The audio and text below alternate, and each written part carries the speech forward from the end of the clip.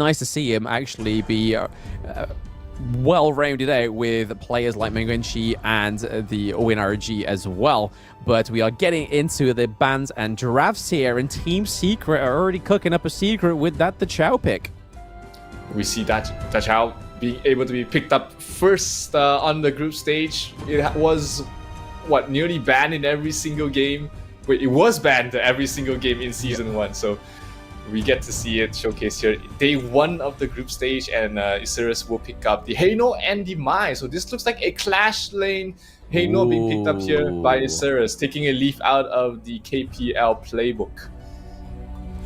Yeah, it's definitely going to be interesting because, again, it could be going for the hearts of the Brazilian player VK Astani, who's played in jungle before. So, again, that could still be flexing there. But what are they going for on the side of Team Secret? They are going for that horrible nightmare team comp that you see only when you go to sleep after playing and losing 7 games in a row at Grandmaster, the Futsu and the Dachao.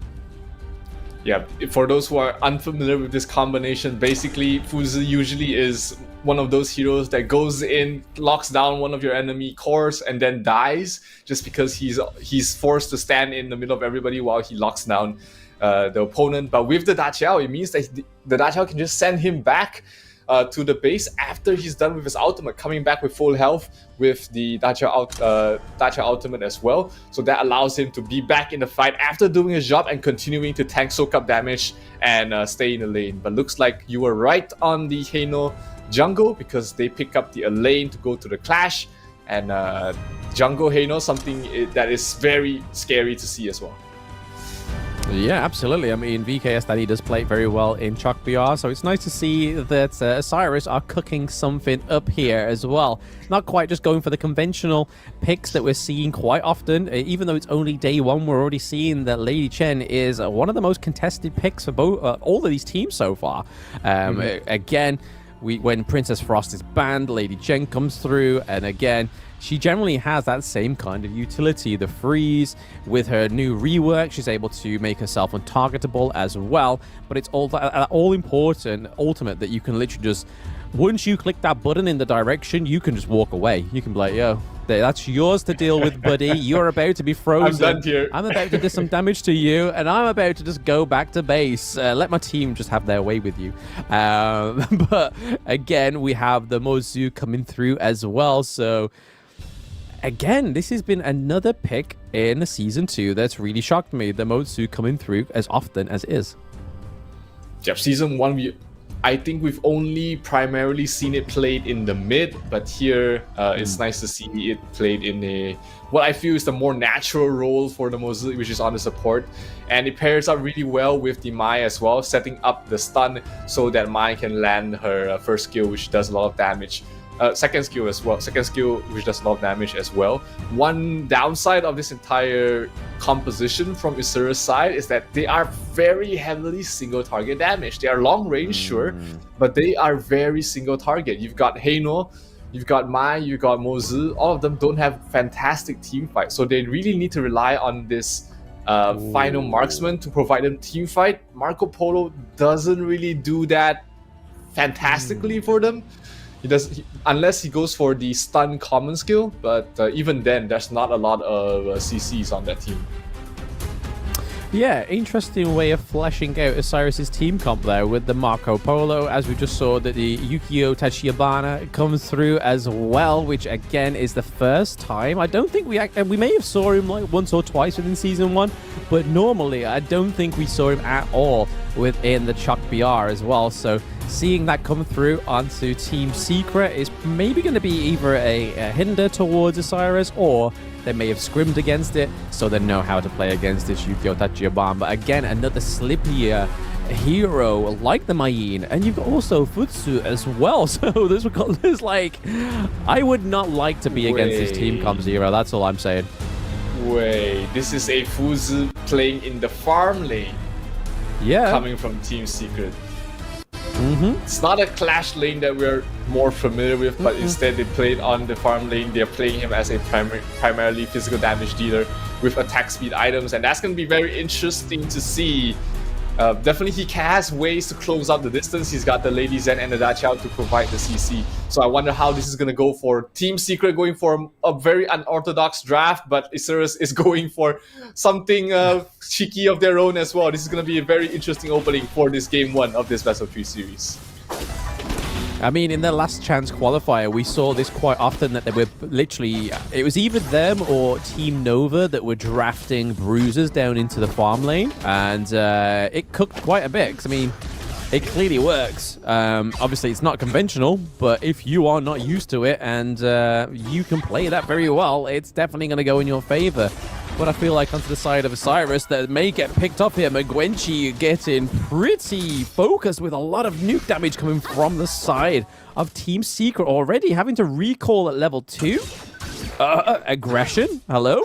But as I was saying, back onto my standard point before, they almost battered Mengwenchi to a pulp.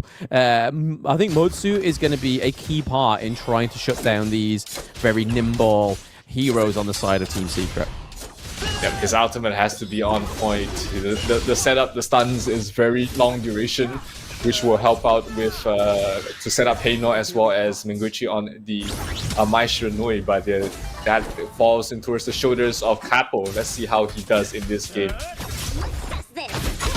But yeah, speaking of combos, here is Fosu's combo here. So Fosu's most common skill combo is 1 ult 2 basic attack, basic attack, basic attack, because like Zero is saying, he has a lot of attack speed as well. So using his basic attacks to accumulate stacks enhances him. When in hand, the basic attacks deal extra damage and reduces the cooldown of skill 1 and 2, greatly increasing his ability to absorb damage. So you thought that the attack speed was the problem? Boy brings down his own cooldown reduction. I mean, what more can this hero not do? And you're about to see the full potential with it being played on the side of Team Secret right now, especially paired with the Chao. Yeah, when you're in the late game, he basically has no downtime on his damage reduction shield. And might be able to get a kill on towards the Mayin, but Long will be able to rotate there, scare him off, and make sure that his Mayin is able to survive a little bit longer. No kills on either side yet. Net worth is neck and neck at the moment. And Mengwenchi has not been able to get any kills so far, but we'll use the teleport. We've seen the teleport already implemented in Season 1, but it wasn't really utilized. But no. I'm happy to see it more frequently used here in Season 2. I mean, it was to the point that we thought that the actual function was turned off. I was like, why is nobody using this teleport function? It was just like, oh, the players just don't know how to use it. It's like, oh, sick, brill. No, but yeah, it's nice to see that they are actually using it in Season 2, but I think having this much time with the game now, it would probably be a disservice for the team themselves if they didn't actually use the mechanic, because it is a fantastic mechanic. It quickens up the pace. It's enabling you to help one of your lanes, especially the Clash laners who seem so sort of far away from any sort of team fight. But here we go. There was a little bit of an assault there onto that first tier turret, but okay, Isurus picking up the first blood. It is the man with the stash himself picking up first kill onto the Team Secret. Yeah, they pick off TNX, which is the jungle of the side of Team Secret. He was once lauded as a prodigy in the Malaysian scene, playing Honor of Kings, one of the youngest to ever compete in the competitive circuit. But he's the victim for the first blood in this first game, and that opens up the first Tyrant of the game, and looks like they will get it. Azrael will be able to secure the last hit. Sun might be a bit too aggressive, pops the ultimate on towards one of them, but here comes Marco Polo getting a kill, but Mayin will be able to finish him off as well. So 1-for-1 trade. Mayin might be in some trouble, but she is very elusive, trying to run away. Nice dodge, but Mengwenchi, miss, dodge, perfectly done. He gets sniped off there by Capo. Oh, beautiful. Stunned there by Capox. That was just like, I felt like there should have been some like 70s sort of like cop chase music going on there with the Mayin trying to catch her, but then ultimately falling down to Capox there with the well-timed first skill. That was beautifully played by Isurus and really surprising me, because obviously how this team played in Chalk BR, I was a little bit, feel shaky for them going against the rest of the world here, but they're definitely doing bits in the early game. They are definitely ahead of the kills, ahead of the gold right now. Let's see what else they can do going into this game.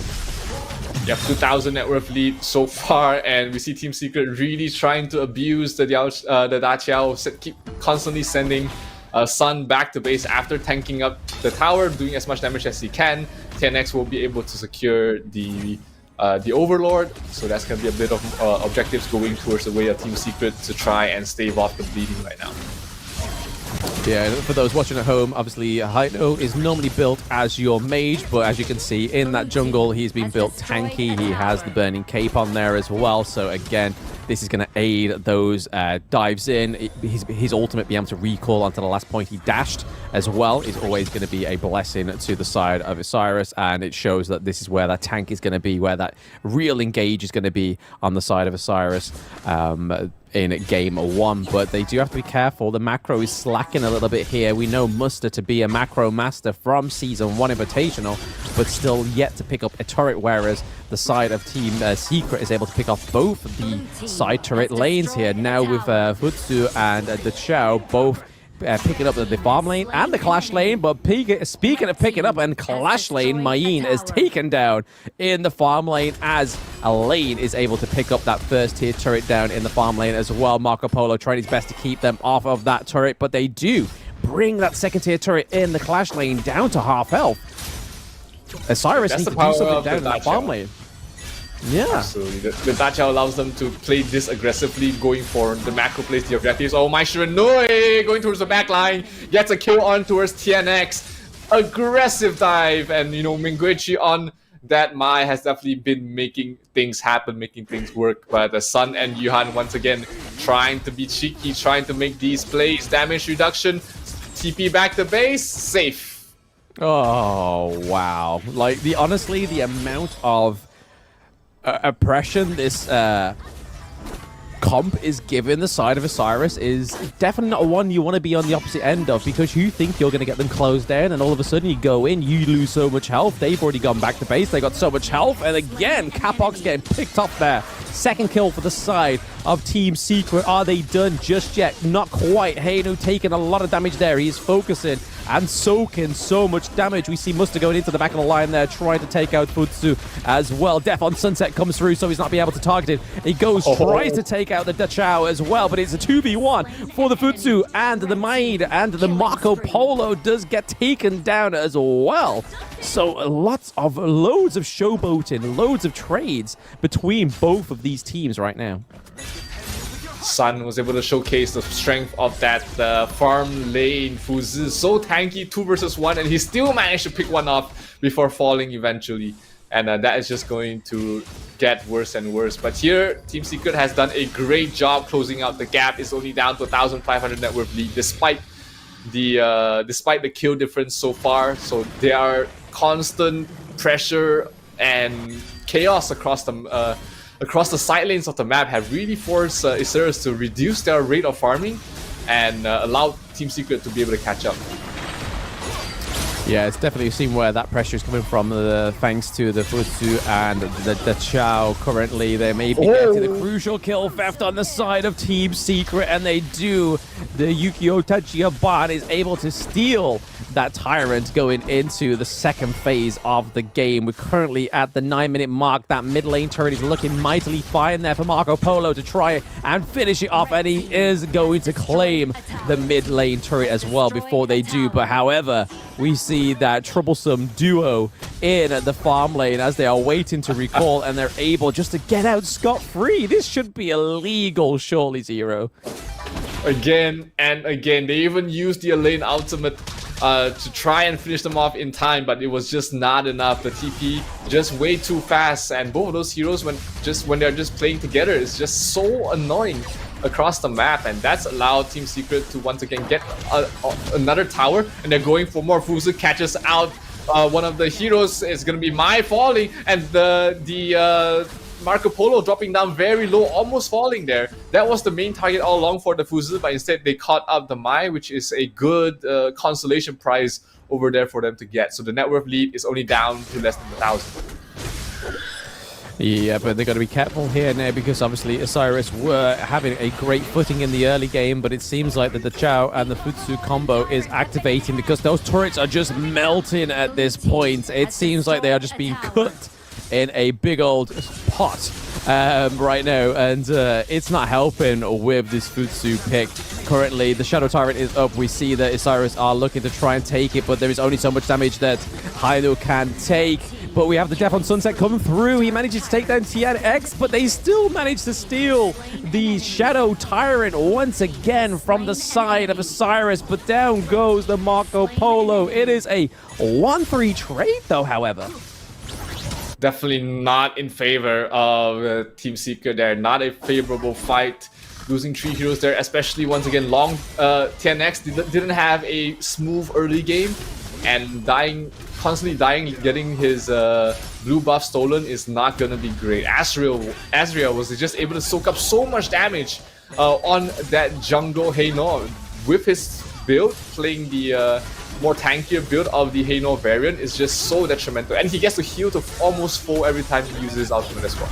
Overlord has been defeated. Yep, Azay coming through and clutching that Overlord. We're seeing a little bit of a homage to R8 Esports, as we know they loved their Overlord in that last series we just watched against All Gamers Global. But again, I still can't call this match. It's either going to be a toss of a coin thanks to the Futsu and the Chao combo right now.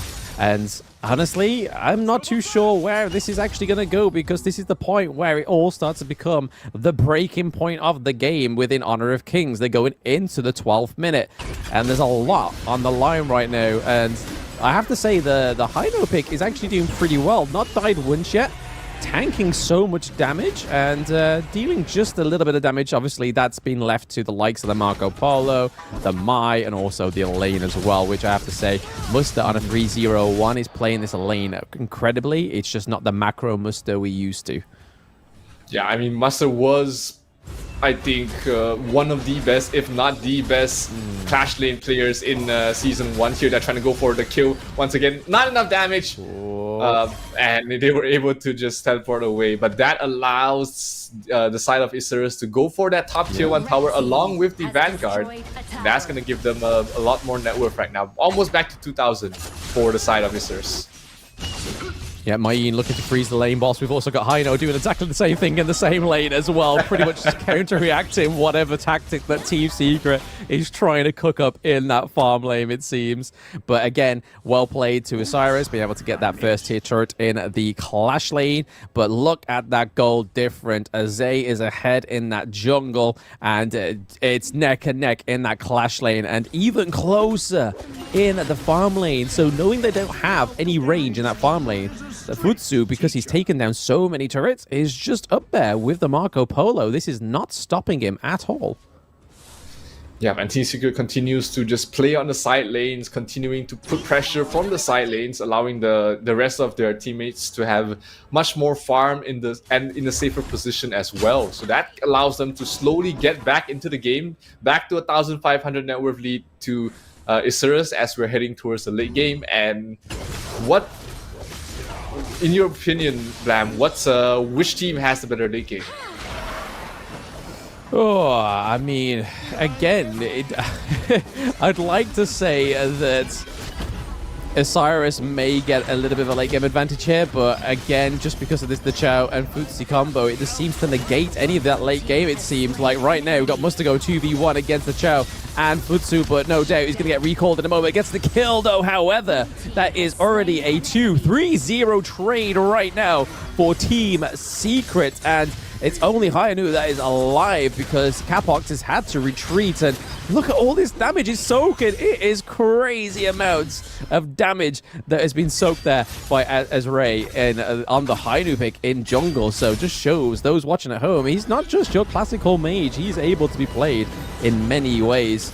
We could also argue that it may not be the most effective right now, but it's definitely doing the job of soaking the damage when they don't have a tank on their team. Futsu a little bit too far away from the Chao. He's able to be brought back there and was able to take the higher ground turret. I feel like this is ever so slightly edging towards Team Secret victory. Yeah, they managed to get that one for free, even though a lot of the members were low. But this is not a fight they want to take because the members are just solo. Haino goes for a kill. On towards long, gets the kill. Azri low on HP. Does he want to pop his ultimate? No, goes into melee form, goes straight for... Oh, no, the Dacha will be able to teleport back to base just in time Fuzu is back for another round, but WinRJ is forced to defend the base because the crit waves were pushed up way too far. And one kill trade for the Tyrant, and it will be Team Secret taking the net worth lead. Yeah, they seem to be very slippery with getting these crucial kill thefts in the jungle on the side of Team Secret. They just know when to proc that smite, it seems. They're trying to lock down the Hainu. We knew that Mayim was locked down and takes down the Marco Polo, goes down in that fight. So it's already a 1-0 trade. They do take a turret as well in the mid lane on the side of Isurus, but that is just still not enough. They are still coming back for more. We have Team Secret are going in with a 3-1 trade. They trade the Mayim for the lane, for the Haino, and the Marco Polo. All three of those heroes going down is troublesome at this point. They're on a 30-second timer as well, and the minions are rocking around, and Futsu has got nobody to contest the hero. Yeah, not enough damage to bring him down without the DNJ on WinRJ, and they will manage to take that top tier 3 tower, sending back Fuzu, and he's back into the fight once again after healing up to full. Team Secret is ready to go once again. Yeah, no, the Chao pick is definitely seeming to be... I think without that, maybe we could have been seeing a much better late game chance of a win for Isurus right now, but as it stands, it's definitely looking like Team Secret are definitely have the recipe to victory in game 1, and it's all down to that teleporting gal that's been banned for the previous series. It reared its ugly head in Series 1, but Series 2, both of those teams was like, nah, that's not getting through. We might not even see it through ever again. Just one showcase of this combo is scary enough. This was in our preparations for season 1, where there was we know that this is a very popular combination in KPL, but we didn't really get to see it in action. But here Team Secret showcasing to us why this combination is just so oppressive, so hard to deal with. Yeah, but there's just too much aggression. Like I said, it's just hard to keep up with, because as soon as you think your lane's safe, you've then got Futsu just rolling down it. He then bashes the heck out of your turret, like he's going to do here with a higher ground turret, it seems. Then gets just yonked back to base, and now he's just a happy-go-lucky. He's able to come back with high HP, come back very much fresh as a daisy, going back to just re-engage into the next team fight. But again, it looks all like their backs are pushed against the wall for Isurus. The only thing stopping Team Secret is that higher ground turret in the mid lane. And I think it's only a matter of time before that disappears. Yep, 18 minutes, 2 minutes before the Tempest Dragon spawns, and Team Secret will look to finish off the game before that happens, because once you reach that point, things start to get a bit dicey, despite having this 2,000 net worth lead, which at this point in the game doesn't really mean anything. It's just less than an item on one hero compared to both teams. So it's not a huge lead. 10x trying to secure the Tyrant, and will be able to get it before the Overlord spawns. And Isurus is more than happy to play a bit more passively for now, wait for their opportunities before going for a comeback.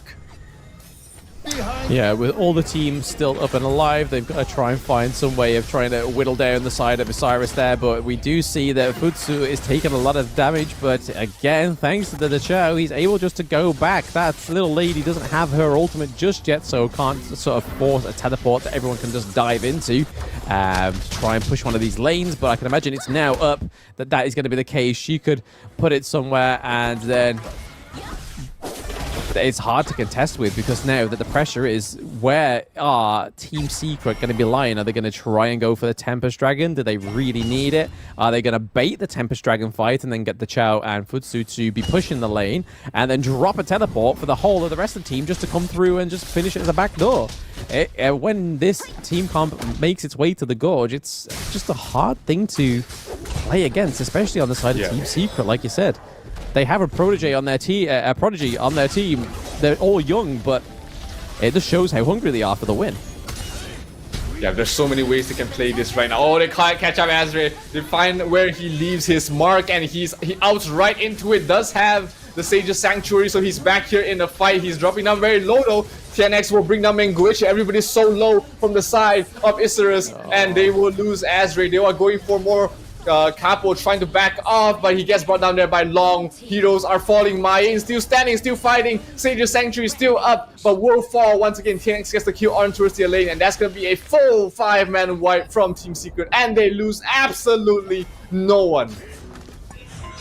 Yep, that is exactly what we was expecting there. I mean, it didn't actually go around the Tempest Dragon. It was literally just around the river there, and unfortunately for Isurus, they do take game 1 L there, unfortunately, but there is plenty to be learned into game 2, and I didn't pin them down to be this well and this competitive against Team Secret, so I think game 2 could be a possible banger. Yeah, and our